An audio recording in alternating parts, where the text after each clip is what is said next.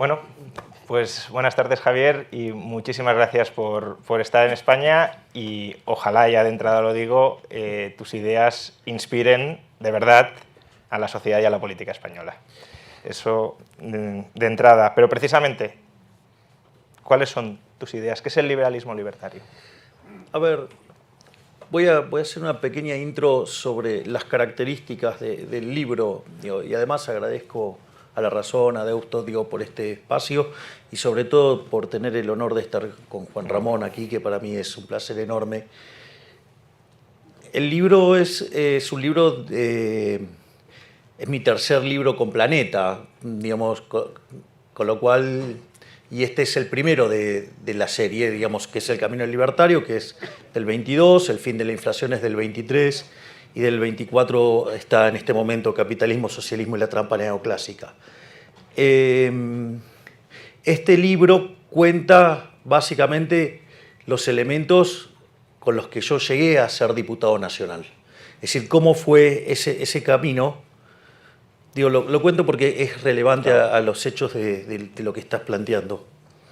El libro básicamente tiene tres partes. Tiene una parte que es autobiográfica, o si ustedes quieren una biografía, hay una que es en primera persona, que es donde yo cuento algunos aspectos de mi vida que creo que fueron importantes al momento de llegar a la política. Por ejemplo, en un momento mencionamos que yo había sido arquero de fútbol. Eso tiene una importancia mucho más fuerte de lo que uno se imagina.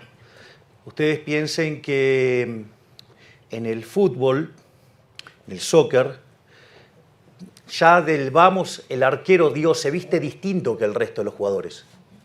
Es el único que lo puede usar las manos dentro del reglamento, es el único, que se viste distinto. Piensen que cuando hay un gol festeja todo el equipo del otro lado y el arquero está solo. El arquero además entrena solo, y si un delantero erra un gol no hay problema, pero si el arquero, comete un error, es gol en contra. Por lo tanto, eso tiene un efecto muy fuerte, sobre la personalidad, y eso hace que, sea un tipo de carácter fuerte, por decirlo de alguna manera. O por otra parte, a veces también, han hecho foco sobre, mi aspecto físico.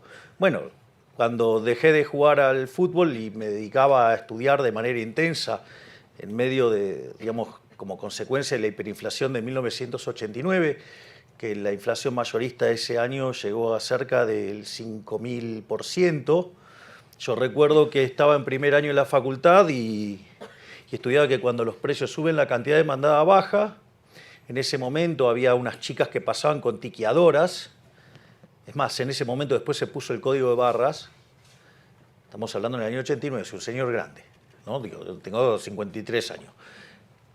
Y entonces pasaban remarcando los precios y la gente se tiraba sobre la mercadería. Entonces, o una de dos, o estaba mal los libros o yo era tonto. Entonces la solución de dignidad hizo que dejara de jugar al fútbol y me dedicara a estudiar de manera intensa. Y a los 20 años escribí mi primer artículo académico que se llama La hiperinflación y la distorsión de los mercados. O sea, pero en paralelo, tenía una banda de rock. Así que también, la otra parte es eso, de cuando les sorprende así como el look, es que tenía una banda Stone y además cantaba. Así es que, con lo cual, parte del histrionismo eso lo explica. Esa biografía en paralelo después tiene personas que me han acompañado, ¿no? O sea, testimonios muy lindos, por ejemplo, el de mi amigo Diego Zucalesca. Por ejemplo, nosotros hacíamos algo que se llamaba el consultorio de Milei en el canal de la ciudad, y básicamente lo que hacíamos era el libro de Walter Block, es decir, defendiendo lo indefendible, y era muy divertido porque siempre, Zucalesca venía compulgido y entonces le dábamos la solución Walter Block y salía muy divertido. Y eso empezó a generar tanto impacto en redes que lo llevamos al teatro y fue un éxito teatral. En un momento donde, básicamente al resto les costaba bastante llenar una sala, nosotros llenábamos salas regularmente.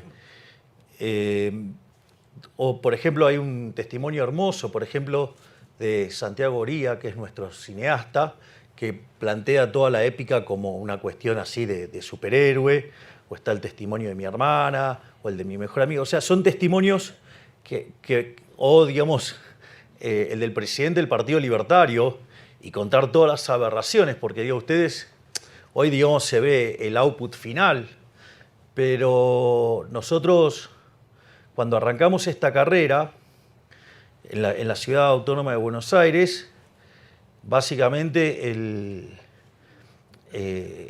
jefe de gobierno de la Ciudad Autónoma de Buenos Aires salió a cooptar sellos para que nosotros no pudiéramos competir, entonces era que no íbamos a poder competir porque no íbamos a tener sello.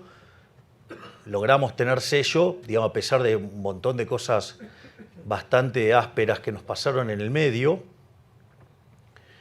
Entonces nos creó dentro de su espacio una lista de pseudos liberales para tratar de destruir a nuestro espacio, donde en lugar de competir en la interna propia de ellos, se dedicaban a ensuciar a nuestra estructura, lo cual, digamos, parecía rarísimo.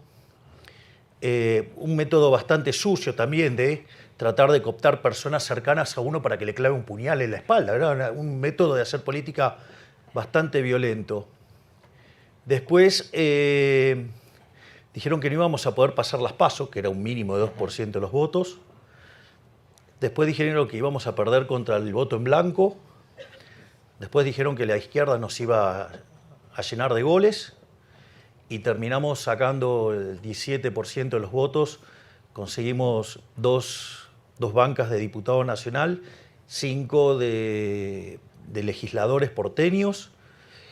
Y ahí, digamos, una idea brillante de mi hermana, que es, bueno, pero digo, o sea, para mí los impuestos son un robo. Entonces, como los impuestos son un robo, digo, o sea, yo no podía ser cómplice de eso. Entonces, bueno, la forma era cómo le devolvíamos a la gente los impuestos. Y la realidad es que si lo hacíamos a dedo, o lo hacíamos con algún criterio de esas características, casi que me sentía como que era un político más, sí, haciendo dinero, digo, redistribución del ingreso. Entonces, digo, me ponía también bastante incómodo, y al jefe, a mi hermana, digamos, genialmente se ocurrió, ¿por qué no lo sorteamos? Cuando quisimos hacer el primer sorteo, había más de 1 millón de invitados, de anotados, lo cual dijimos, esto es una cosa más interesante. Y entonces hicimos un acto en Mar del Plata y fueron más de 10.000 personas. Entonces dijimos, me parece que esto está para otra cosa. Y bueno, terminé siendo presidente.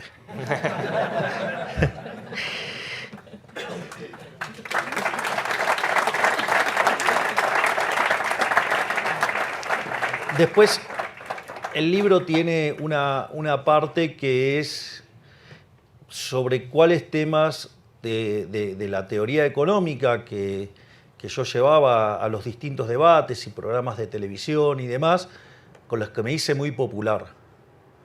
O sea, en rigor yo soy especialista en crecimiento económico sin dinero. Es decir, sé cómo hacer crecer una economía y sé cómo, digamos, terminar con la inflación.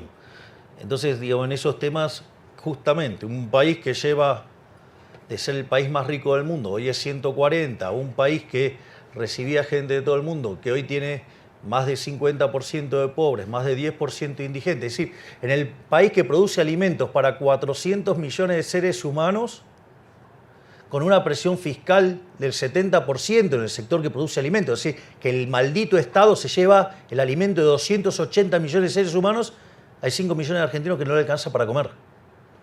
Muy eficiente. Entonces, en ese contexto, digamos, además, cuando yo empecé a ir a la tele, estaba más solo que Adán en el Día de la Madre. Porque, digamos, eran todos socialistas, todos colectivistas, todos políticamente correctos. O sea, y lo único que, digamos, o sea, y eran luchas desiguales. Eran 15-1, 1, no es que, digamos, o sea, Gladiator era un chiste al lado de lo que me tocaba a mí. Y bueno, pero así, digamos, la teoría económica debajo del brazo, la evidencia empírica y lo que iba pasando en la realidad, las ideas fueron ganando espacio. Y básicamente la parte 2 son aquellos temas que a mí me parecen, cuando hice el libro para el 2022, que eran los más relevantes en ese debate. De hecho, digo, hoy se sigue discutiendo los temas de crecimiento, hoy se siguen discutiendo los temas de inflación, hoy se siguen discutiendo los temas del atraso cambiario. Es decir, hay uno que se llama atraso cambiario, cuando los economistas son parte del problema. De hecho, vengo de dar una conferencia esta semana frente a empresarios explicando, digamos, que eso del atraso cambiario está mal, pero no importa. Y después, la tercera parte del libro tiene mis discursos de campaña y como cierre tiene la discusión del presupuesto ya siendo diputado. O sea, eso es básicamente la estructura del libro, que digamos, tengo el honor de que Juan Ramón me lo haya prologado. Y cuando digo liberalismo, digamos, ya lo sabés, digamos, yo suelo apalancarme sobre la definición que ha dado nuestro máximo prócer de la CIE de la libertad en Argentina, que es el profesor Alberto Venegas Lynch hijo, que dice que el liberalismo es el respeto irrestricto del proyecto de vida del prójimo basado en el principio de no agresión, esto es un tema no menor, lo remarco, y en defensa del derecho a la vida, a la libertad y a la propiedad. Y además, digo, es uno de los capítulos, o sea, cuyas instituciones son la propiedad privada, los mercados libres de intervención estatal, la competencia, la división del trabajo y la cooperación social, donde solamente se puede ser exitoso en el capitalismo sirviendo al prójimo con bienes de mejor calidad o mejor precio. Es decir, que en el fondo un capitalista exitoso es un benefactor social, es un héroe. Digamos, o digamos, si no lo podemos poner en los formatos de ancho basto, ¿no? Digamos, o sea, capitalismo, ahorro y trabajo duro. No hay nada más. No hay otra nada cosa. Más que eso, no hay más misterio que eso. Entonces, siendo esto el liberalismo libertario, tú has dicho muchas veces, y creo que es así, que eres el primer presidente liberal libertario de la historia, al menos autodeclaradamente liberal libertario, sin duda alguna lo eres. ¿Qué crees que puede aportar el liberalismo libertario a Argentina? Si te parece, luego hablamos a corto y a largo plazo, pero a Argentina y al resto del mundo que no estén aportando ahora mismo otros movimientos políticos como, no sé, claramente el socialismo, la socialdemocracia, pero también el nacionalismo, el conservadurismo. Es decir, ¿cuál es el hecho diferencial del liberalismo libertario frente al resto de movimientos políticos? A ver, esto es una pregunta sumamente interesante, porque el upgrade que implica el liberalismo en términos de implementación política es un upgrade en términos morales. Digo, pero esto no es una cuestión menor, porque lo voy a hacer con un ejemplo, digamos, quizás no es tan simple en España, digo, porque algunos de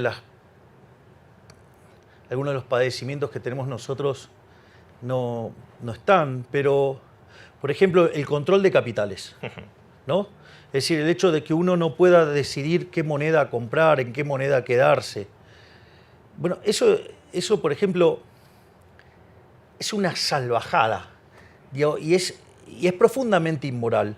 Entonces, por ejemplo, ¿por qué ocurre eso? Porque Argentina, digo, genera como consecuencia de esa frase nefasta que le gusta a todo el surderío, que es de donde hay una necesidad nace un derecho.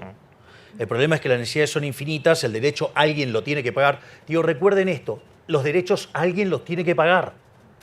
Y como los recursos son finitos, ahí aparece el gran problema, digo, que se manifiesta como déficit fiscal. En general, cuanto más inmoral es un político, lo financia con deuda. Vean que siempre la dimensión moral, o sea, y esto el liberalismo lo aporta de lleno. ¿Por qué es inmoral la deuda? La deuda es inmoral porque la fiesta de hoy se lo estoy pasando a las generaciones futuras. Es como que nosotros nos fuéramos todos de fiesta y le pasemos la cuenta a nuestros nietos. ¿Cómo lo calificarían? Pondrían una cosa bastante fea. Entonces, o por ejemplo, digamos, financiarlo con emisión monetaria, que es un impuesto no legislado. Digo, los impuestos son un robo y este también es un robo. En realidad el verdadero robo es el señoriaje, es la emisión de dinero. Pero no solo eso, sino que además es profundamente regresivo. Entonces pega con más fuerza sobre los más vulnerables. Es decir, en Argentina, por ejemplo, pasa que los mayores fanáticos del señoriaje y el impuesto inflacionario son los progres. Y son una máquina de producir pobres. Y lo otro directamente son los impuestos, que directamente es un robo, es una confiscación. Entonces, ¿qué es lo que pasa? Cuando se quedan ya sin recursos, terminan yendo por la emisión monetaria. Y eso empieza a generar inflación. Como no les gusta la inflación, digo, porque es un efecto nocivo y que a la gente le molesta, entonces, ¿qué es lo que hacen? Para tratar de controlar los precios, fijan el tipo de cambio. Y al fijar el tipo de cambio se empiezan a perder reservas. Digo, de manual. Entonces, como no les gusta perder de reservas, ¿qué hacen? Ponen control de capitales. El control de capitales no solo que está vulnerando la libertad de ustedes de decidir en qué moneda ahorrar, sino que además les está destrozando el consumo futuro, pero no solo eso, además los obliga a retener más de la moneda local. Por lo tanto, aumenta la base imponible del impuesto inflacionario por la fuerza. Es decir, entonces vean que el control de capitales, por ejemplo, es una política fuertemente inmoral, es una aberración. O, por ejemplo, esto es un ejemplo divertidísimo. Divertidísimo, salvo que haya que vivirlo. Otra de las cosas que hacen los políticos es en lugar de atacar las causas, van sobre los efectos, entonces ponen controles de precios. Entonces, por ejemplo, durante la última etapa del kirchnerismo, antes de que llegáramos nosotros al poder, entonces, ¿qué es lo que hizo el kirchnerismo? Frente al hecho de que estaban subiendo los precios y que no les cumplían los acuerdos de precio y aparecía el desabastecimiento, por lo cual también hay ley de abastecimiento, ley que nosotros hemos eliminado con el DNU. Pero no solo eso, sino que además es interesante. Entonces, ¿qué hicieron? Mandaron a la patota de los sindicatos con palos para controlar los precios. Entonces, digo, es que está claro que eso es una aberración. Ahora, un sector de la oposición, la crítica era, no hay que mandar a los patoteros, hay que mandar a la policía. Es decir, digo, el patotero legal. Es decir, entonces no es que... Pero esto, es más, fíjense, terminan siendo más nefastos y más siniestros que los propios populistas kirchneristas, porque el populista kirchnerista mandó a los patoteros, se terminó el gobierno kirchnerista, nadie manda más a esos patoteros. Ahora, ¿qué es lo que hace? Digamos, esa parte de la oposición cobarde que quería mandar a los uniformados a controlar los precios, es mucho peor, porque ¿qué es lo que hace? Manda una ley para que se haga eso. Con lo cual tienen un problema más grande, porque ahora tienen que además sacar esa ley que institucionaliza la violencia, cuando en realidad esto nunca debería haber ocurrido, porque ustedes no lo deberían haber hecho por respeto del derecho de propiedad. Y ahí está, digamos, el respeto, digamos, a la vida, a la libertad y a la propiedad, justamente. Entonces, fíjense cómo es importantísima la definición de liberalismo y las instituciones, y cómo la cuestión moral. Es decir, ¿por qué? Porque la violencia está mal, la expropiación está mal, entonces eso es una guía de la política económica. Y cuando uno le saca la pata opresora del Estado a la política, las sociedades florecen.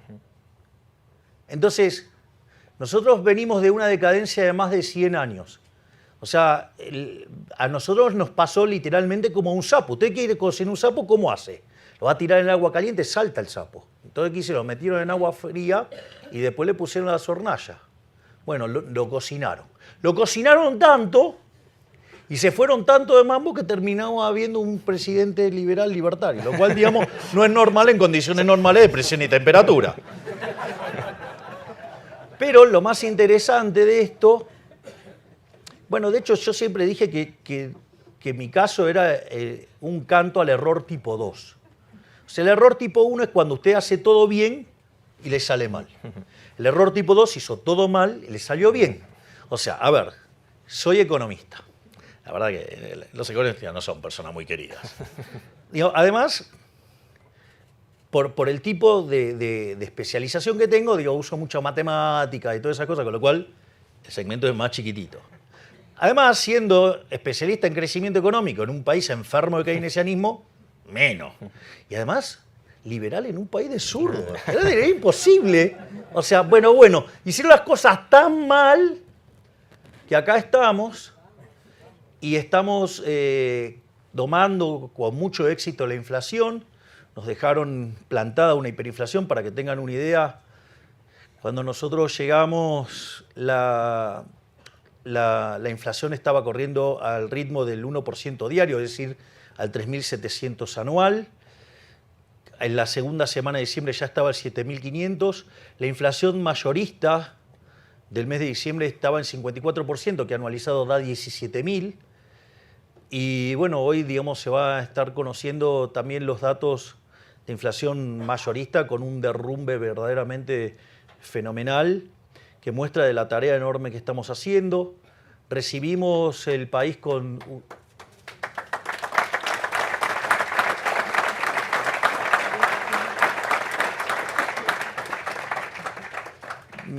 Recibimos el país con déficits gemelos por el equivalente de 17% del PBI. Piense que 4 es una alerta amarilla, rojo se van a dar una piña, 17 imagínense. De esos 17, 15 se debían al déficit fiscal, 5 en el Tesoro Nacional, 10 en el Banco Central. Nos decían que era imposible ajustar en el Tesoro más que un punto y nosotros en realidad tuvimos una política de mucha austeridad y terminamos haciendo un ajuste de 7 puntos del PBI, o sea, sobrereaccionamos el Tesoro, con lo cual, digamos, por eso ahora podemos relajar un poco las condiciones. Llevamos 4 meses seguidos de superávit financiero. Y en cuanto al déficit cuasi fiscal, es decir, el que genera el Banco Central, de 10 puntos del PBI ya lo llevamos a 3, con lo cual hicimos otros 7 ajustes más. O sea, llegamos hecho en menos de 5 meses hicimos un ajuste de 14 puntos del PBI. Y además empezamos con todo, ahora que digamos que los mercados de deuda digamos, están estabilizados, empezamos a mudar la deuda desde el Banco Central hacia el Tesoro, que como debería haber sido siempre, con lo cual estamos bajando todavía mucho más.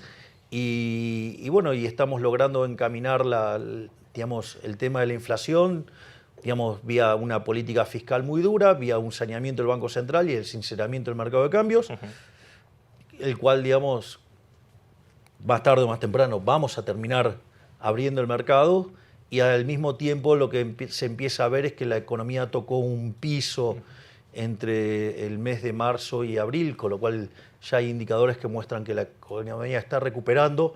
Por lo tanto, eso que decían que era imposible hacer, mentira, no era imposible, sí se puede hacer, pero uno tiene que tener el coraje. Y en eso el liberalismo es nuestro norte. Es decir, cuando yo voy a las reuniones de gabinete y tomo decisiones frente a mis ministros, siempre el norte está pensado en la libertad.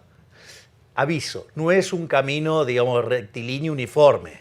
O sea, ustedes saben a dónde quieren ir. En el medio hay escollos. No solo hay escollos, digamos, que uno tiene que esquivar. Cuando uno está esquivando, digamos, están también los que le tiran torpedos de afuera, propios y ajenos. Con lo cual no es una tarea fácil. Por eso a veces uno ve como que pareciera que hay algún desvío frente a las ideas de la libertad y en realidad tiene que ver con que... Los equilibrios políticos. Exactamente, hay cuestiones de índole política que hacen que uno tenga que... El conjunto de restricciones es más grande. Miren, les voy a confesar algo. Yo soy muy amigo de un gran economista argentino que se llama Juan Carlos de Pablo. Y cuando yo leí el artículo de Murray Newton Rothbard, Monopolio y Competencia, que es parte de ese libro maravilloso, El hombre, la economía y el Estado. Está en el tomo 2, si no me equivoco. Nada, me volví ANCAP, como correspondía. Y entonces yo tenía muchas charlas con el profesor de Pablo y la verdad que eso me había puesto insoportable, estaba bastante áspero. Y el profesor de Pablo, digamos, él entrevistó a todos los ministros de Economía y presidente del Banco Central desde la mitad del siglo XX en adelante. Entonces, a mí una de las cosas que decía, pero ¿por qué, digamos, alguien que sabe tanto y con tantas cosas es tan condescendiente? Y si bien yo siempre traté de incorporar las restricciones, vos sabés que tenemos muchas de nuestras filas que les cuesta incorporar las restricciones,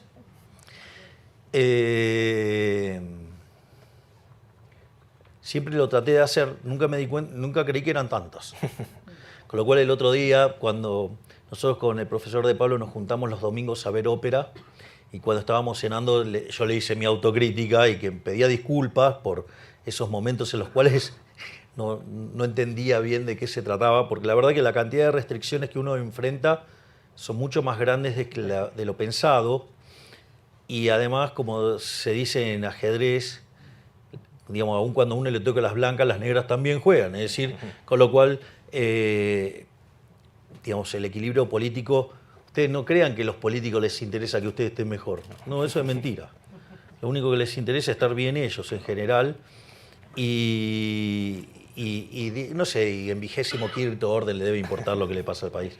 Es decir, salvo, digo, cuando tienen casos raros, que, digamos, o sea, se cansaron.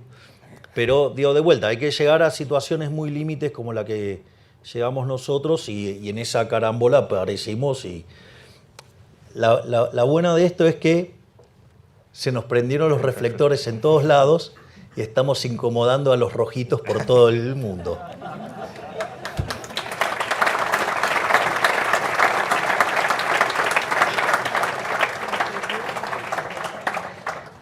Una duda sobre situación y precisamente sobre horizonte. Ahora mismo, tú mismo lo has comentado, consideras inmoral el control de capitales, pero hay un cepo que por esas restricciones políticas estáis manteniendo. Después de eliminarlo, ¿cuál es el horizonte? Porque en los últimos días yo al menos he leído titulares de estamos preparados para la dolarización, descartamos la dolarización. ¿Sigue en pie el plan de cerrar el Banco Central? Absolutamente.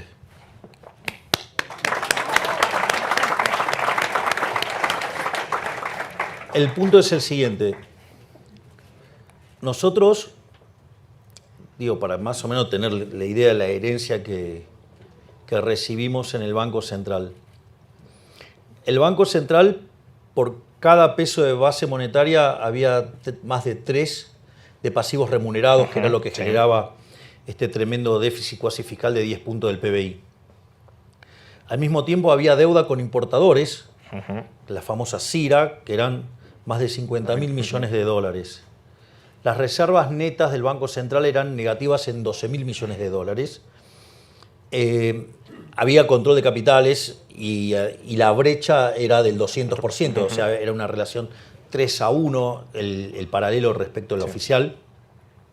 Además, teníamos vencimientos en pesos por el equivalente a 90.000 millones de dólares. Teníamos vencimientos externos por 24.000 millones de dólares con el acuerdo con el fondo caído. Y además teníamos dividendos atrapados. Y además el gobierno anterior utilizó, como los bancos no querían financiar el déficit fiscal de manera directa, se utilizó al Banco Central como un mecanismo indirecto, que son estos instrumentos de los puts, que son puts americanos que encima me los pueden ejecutar cuando se les da la gana. Entonces, básicamente, los grifos de la emisión son el sector público, ese grifo nosotros lo atacamos con el superávit fiscal. Está el grifo del sector externo, ese es contra demanda de dinero, en principio no sería un problema, igual nosotros lo esterilizamos básicamente para recomponer digamos, la posición del Banco Central. Es más, de hecho, los compra el Estado, digamos, con el superávit, y va sacando deuda del Banco Central para, digamos, que se vaya recomponiendo. De hecho, el gobierno anterior, que vendía dólares todo el tiempo, nosotros en 5 meses compramos 16.000 millones de dólares. Sí. No solo eso, sino que además teníamos los mecanismos de emisión endógena, ya sea el tema de los pases. Para que se den una idea, había instrumentos que tenía el Banco Central que eran a 1 mes, 3 meses, 6 meses, 1 año, y para cuando llegamos nosotros lo pasaron todos a 1 día. Es decir, nos podían cuadruplicar la cantidad de dinero en 1 día. O sea, ¿se imaginan lo que hubiera sido eso? Entonces, el problema ya no era un problema solo de flujos, sino que teníamos un problema de stocks enormes. Entonces, por un lado, digamos, fuimos licuando los pases. Por otra parte, estamos pasando la deuda de los pases. Digamos, de hecho, ayer hemos eliminado 1/3 de los pases. Estamos trabajando en la solución del tema de los puts. Por lo tanto, estamos terminando con todos los factores de emisión endógena y estamos haciendo unas sucesivas operaciones de BOPREAL para limpiar el problema de lo que tiene que ver con los dividendos retenidos, para calzar los flujos de fondos. ¿Por qué? Porque si yo liberara todos esos fondos todos juntos, van y coyunturalmente me generan un aumento de demanda de divisas muy profundo. Eso me puede hacer saltar el tipo de cambio violentamente, me hace caer la demanda de dinero y me gatilla una hiper. Entonces, hasta que no termino de arreglar el problema de los stocks, no puedo abrir el cepo. Pero fíjate esto, nosotros hicimos un sinceramiento del tipo de cambio y lo llevamos a un nivel corregido por impuesto país que daba el tipo de cambio de mercado. Si hay un tipo de cambio de mercado. Y la brecha, y no hay brecha, ese es un dato no menor. Explico esto ¿por qué? Porque cuando nosotros, esto lo hicimos en el Hotel Libertador, donde mi amigo Santiago Abascal me vino a saludar y felicitarme, entre otros amigos también que vinieron, y estábamos con el ministro de Economía, con el presidente del Banco Central y otros miembros del equipo, y yo, o sea, y el consenso, digo, para que sepan también lo chanta que son muchos economistas argentinos, decían que había que poner el tipo de cambio en 600. Y tenían una hipótesis de que si salía bien, la inflación era más alta que la que hemos tenido. Y son lo mismo que ahora hablan de atraso cambiario. Nosotros, digo, concretamente esa decisión, digo, la tomé yo. Yo le dije al ministro Caputo, pongamos el tipo de cambio en algo que quede similar al mercado. Porque eso lo que iba a hacer era achicar el exceso de demanda de divisas, nos achicaban los otros excesos de oferta y por ende el sufrimiento en actividad y empleo iba a ser más bajo. Digo, lo cual nos dijeron de todo. Y entonces, si vos te fijas, nosotros ya estamos terminando de eliminar todos los factores de emisión endógena. Ya de hecho estamos avanzando en un acuerdo con los bancos para eliminar el tema de los puts. Ya eliminamos 1/3 de los remunerados, ya bajamos en más de un 80% el déficit cuasi fiscal. Por lo tanto, y ya estamos haciendo, y ya también estamos casi por la mitad de los dividendos, al margen de que arreglamos la CIR y todos los otros temas que arreglamos.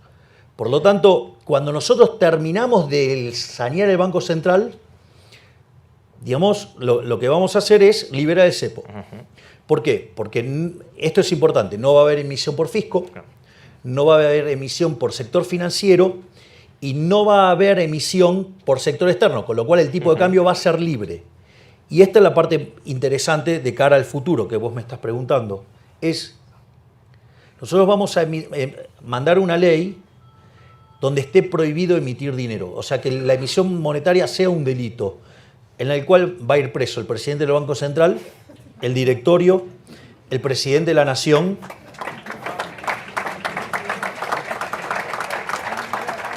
el ministro de Economía y todos los diputados y senadores que aprueben una aberración de esas características. Entonces, ¿qué es lo que va a dar como resultado eso? Una vez que nosotros hacemos esa apertura del cepo, ya no se puede emitir más dinero. Al no emitirse más dinero, los consecuentes aumentos de la demanda de dinero si la economía empieza a crecer y empieza a recomponer el sendero intertemporal de consumo y demanda más dinero, esa monetización se va a hacer endógenamente por la gente, trayendo sus monedas extranjeras adentro de la economía. Entonces, ¿qué es lo que pasa? Obviamente que va a haber competencia de monedas y la gente va a determinar en qué moneda la quiere hacer, pero si vos te fijás, en una economía que se expande con más demanda de dinero, que va a implicar mayor cantidad de dinero y que lo va a traer los individuos como moneda extranjera, la que ustedes quieran, supongo que fuera dólar, para simplificarlo. Entonces van a ver más dólares dando vuelta a la economía y la cantidad de pesos sigue siendo la misma. Por lo tanto, en un momento, digo, la cantidad de dólares va a ser tan grande respecto de los pesos que cerrar el Banco Central. Pero se cerrará. Se va a eliminar. Entonces, ahora estamos, digamos, en la fase de estabilización del paciente, que no es poca cosa, porque era un paciente terminal, absolutamente terminal, y además un paciente que ya había pasado muchas veces por este trance y siempre decepcionando a los mercados internacionales, a los ahorradores internos, es decir, siempre ha salido mal. Y ahora hay una perspectiva de que salga bien y de que salga con credibilidad y con las cosas bien hechas. Ahí tenés un punto muy fuerte lo que estás haciendo. Nosotros cuando asumimos el riesgo país era 2.900. Hoy es 1.200, sí. Es decir, los bonos cotizaban $18, hoy cotizan 60. Parece que hicimos algo. Algo en lo que confían los inversores. Ahora mismo decías que Argentina está atravesando, que ya ha tocado suelo, pero está justamente el ajuste necesario para sanear el sector público y el Banco Central ha generado marzo, principios de abril, un parón de actividad. Ahora, digamos que empieza, según decías, a volver a reflotar la actividad. Pero claro, esto es la fase de estabilización. Y tú siempre haces hincapié en el horizonte. Dices, mi horizonte, lo dijiste en una entrevista, mi horizonte es Rothbard, mi horizonte es Hoppe. ¿Cómo ves el horizonte o cómo te planteas? Obviamente, tú tienes un mandato de 4 años, pero ¿qué planeas o qué prevés para el más largo plazo una vez superado esta fase crítica de estabilización, que no es poca cosa? Ok. Primero, y esto es un tema trivial para nosotros, pero digamos no trivial para el público en general. Nosotros, cuando hacemos el ajuste, la única chance que había era de shock, digo, al margen de que nosotros... Primero, la evidencia empírica en Argentina muestra que todos los planes de shock, sacando el del 59, todos fueron expansivos y exitosos, y todos los gradualistas terminaron mal.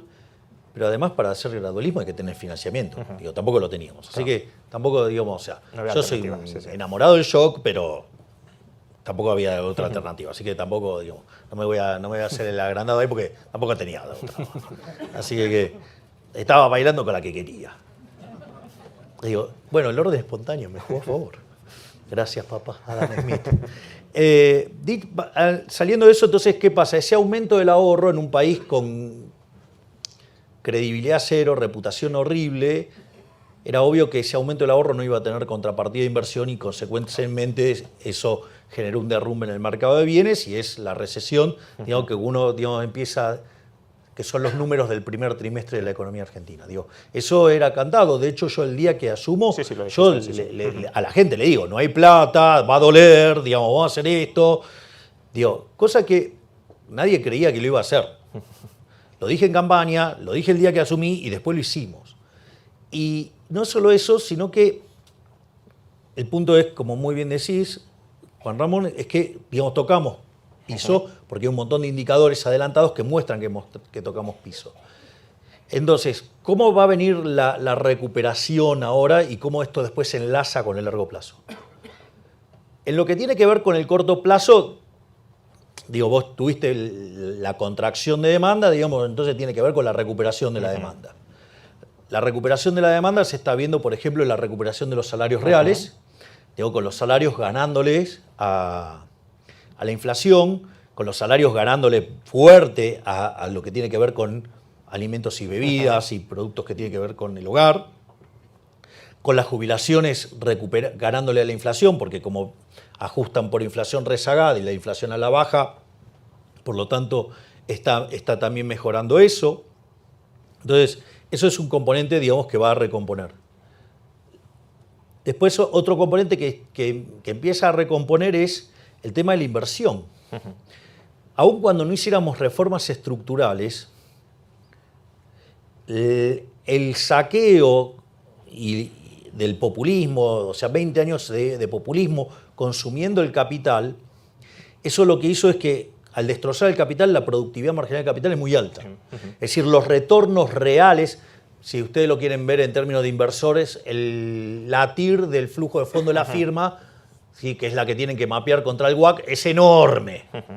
Por lo tanto, digamos, o sea, hay oportunidades de inversión, aun cuando no hiciéramos nada.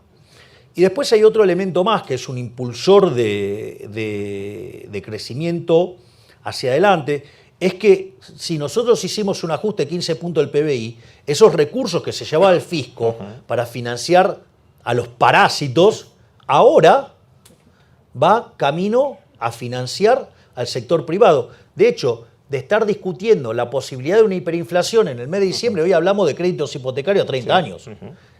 Parece que algo cambió. Entonces, en ese... Porque, explícalo porque aquí probablemente mucha gente no lo sepa. En Argentina no había créditos hipotecarios. No, y de hecho el crédito al sector privado no financiero es 4 puntos del PBI, cuando cualquier país con niveles 60, mediocres... 70, sí. A familias y empresas 120. Exacto. Entonces, en ese sentido, nosotros estamos haciendo esta recomposición y después nosotros hemos...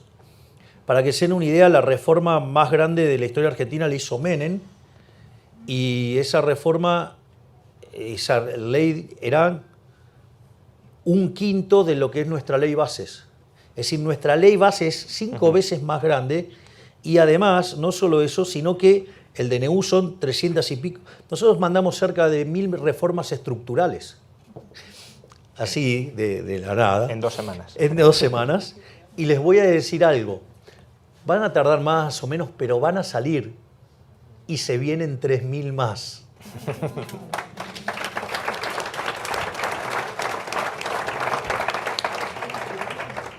Y todas esas reformas lo que apunta es que Argentina termine siendo el país con mayor libertad económica del mundo, y que de esa manera Argentina en 35 o 40 años sea una de las principales potencias mundiales, como fue a fines del siglo XIX. Y si tuviéramos, siempre es complicado hacer estas comparativas porque además, si eres el primer presidente liberal libertario de la historia, significa que no hay precedentes, pero si tuviéramos que imaginarnos algún país existente al que te gustaría ver reflejada Argentina, no en términos de desarrollo, sino de diseño institucional, de libertades económicas, de libertades sociales, ¿cuál sería? Hoy los más parecidos sería Suiza o sería Irlanda, pero el problema es que Irlanda empezó a ir para atrás con las reformas. Es decir, Irlanda, o sea, ustedes saben, de ser... Suiza o un Liechtenstein a lo grande. Claro, exacto. Porque el punto es que Irlanda, de ser el país más pobre de Europa, hoy tiene un PIB per cápita 50% mayor que el de Estados Unidos, con lo cual el milagro sí tomó lugar. Pero nada, cuando pasen estas cosas... esto es un tema que habría que incorporarlo activamente en la batalla cultural, porque cuando uno se vuelve muy exitoso es cuando aparecen las nefastas ideas socialistas basadas en la envidia, en el odio, en el resentimiento, en el trato desigual frente a la ley, y obvio que ellos no tienen ningún problema de asesinar gente tampoco, ¿no? Es decir, porque digamos, ellos cargan en su haber 150 millones de muertos. Pero al margen de eso, es muy importante la discusión de la distribución del ingreso. De hecho, después de la caída del muro, si uno podría llamarlo el posmarxismo, que se agrupó en distintos lugares, acá está el maravilloso y genial Agustín Laje, que lo describe como pocas personas en el mundo.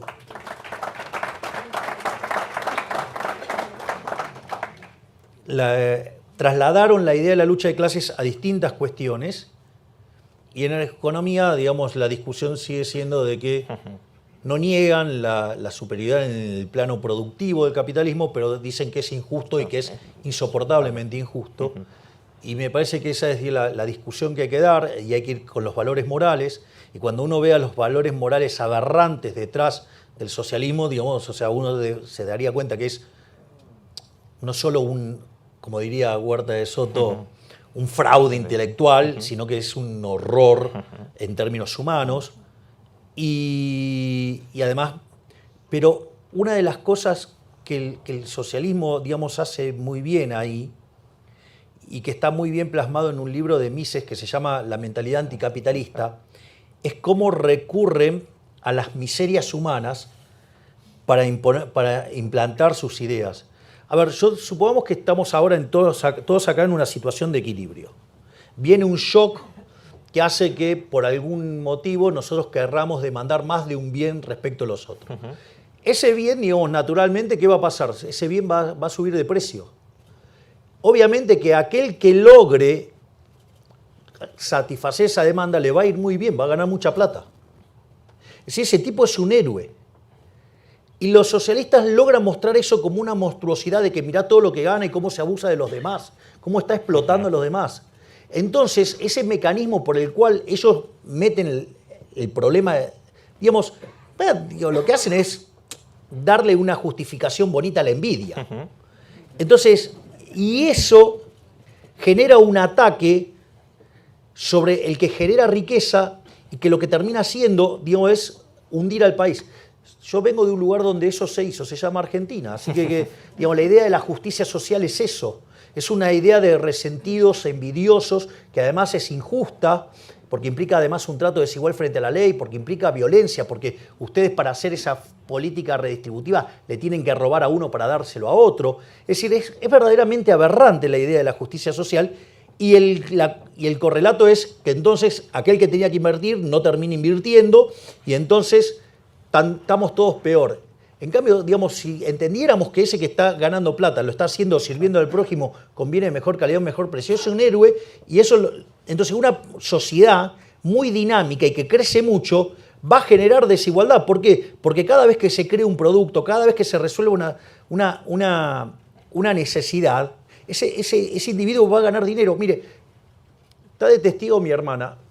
Una de las cosas más maravillosas que me pasó hablando con Elon Musk en un momento me dice, yo me levanto todos los días a ver qué quilombo le puedo arreglar a la gente. Tipo genial. O sea, ¿qué problema le puede arreglar a la gente? Eso es genial, digamos, porque entonces está pensando a ver cómo le arregla problemas a ustedes. Entonces, ¿a ustedes qué les importa? Digamos, si gana plata o más plata, menos plata, si les está haciendo la vida mejor. ¿Qué me importa, digamos, si viene alguien y hace estos anteojos 10 veces mejor y 10 veces más barato, digo, que gane mucha plata? Si yo estoy muchísimo mejor, tengo mejores anteojos y además, o sea, tengo más plata para gastar en otro montón de cosas. Es decir, digo, pero por eso, porque el socialismo, ese es lo que hace. Esto es como, hay un chiste que están dos personas, ¿no? Entonces, A y B. A tiene una oveja y está feliz con la oveja y todo bárbaro. Y se le presenta a B, el creador, y le dice, te doy lo que quieras. Digo, porque estaba profundamente envidioso que ya tenía una oveja. Entonces, ¿qué podría haber pedido? Que le dé una oveja, 10 ovejas, 100 ovejas, no tenía el creador enfrente, todo. Que se muera la oveja de hambre. Eso es el socialismo. Por eso se hunde.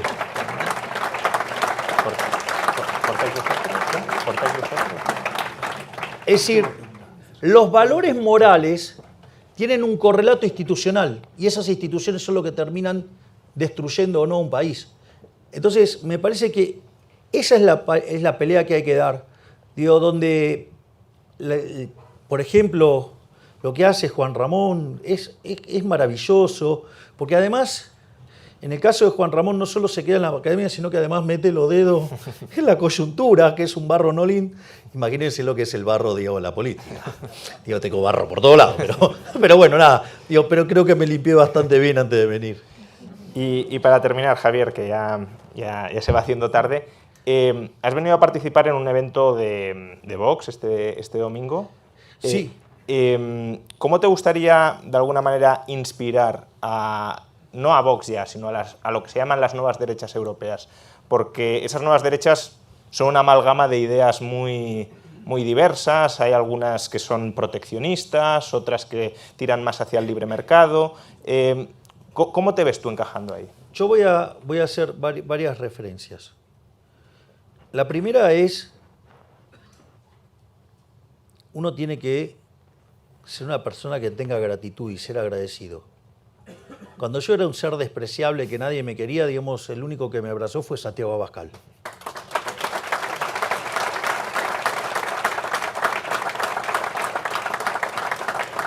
Por lo tanto, era un imperativo moral participar del evento, porque además es un amigo y es un gran ser humano. Lo otro que hay que entender, que el poder es un juego de suma cero. Y si lo tienen los zurdos, no lo tenemos nosotros. Y eso ellos lo entienden. Entonces yo diría, miren, el cáncer de la humanidad es el socialismo. El enemigo es el socialismo. Si yo les tuviera que decir algo, es traten de ponerse todos. O sea, una de las cosas maravillosas que se dio ahora en Argentina y que cuando yo lo proponía durante la campaña y cuando ingresé en política era que tenía que haber un ordenamiento en términos ideológicos. Digo, para que la gente cuando vota sepa lo que vota. Entonces, que de un lado queden los colectivistas y del otro lado los que abrazan la idea de la libertad. Digo, después, obviamente que va a haber matices. Hay una frase de Friedman que era genial. Dice, mire, los liberales, hay distintos tipos de liberales, dice, mire, tiene los liberales clásicos, usted podría poner ahí a Adam Smith, lo podemos poner a Friedman ahí, hay algunos que hasta lo pondrían a Hayek ahí. Usted tiene los minarquistas, no sé, podríamos poner a Mises. Y en un momento dice Friedman, cosa que sabía en carne propia por su hijo, y si se fija bien, hasta los hay anarquistas. Entonces, lo que digo es, en lugar de estar tan preocupados por las diferencias que podemos tener en este lado de la vida, no dejemos que el lado oscuro, negro, satánico, atroz, espantoso, cancerígeno que es el socialismo nos gane.